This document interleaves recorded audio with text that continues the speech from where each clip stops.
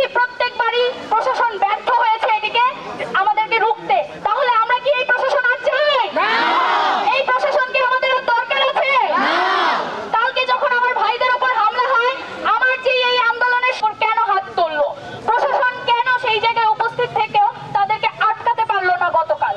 আমি এটার জবাব চাই।